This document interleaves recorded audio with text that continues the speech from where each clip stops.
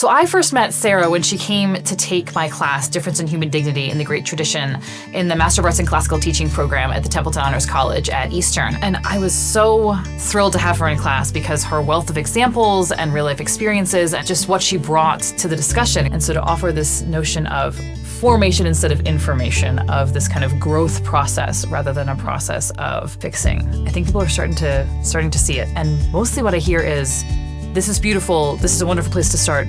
Now what do? We want more of that kind of next practical step. And to now be able to offer, I think, my course and your course on Classical U together feels like kind of a beautiful coming of age of our friendship and collaboration, but also of the next step forward for classical education in its mission to welcome all different kinds of students, and especially students with disabilities and learning differences. You should definitely buy Amy's book, and then you should watch my videos. Lots of good stuff in both of them.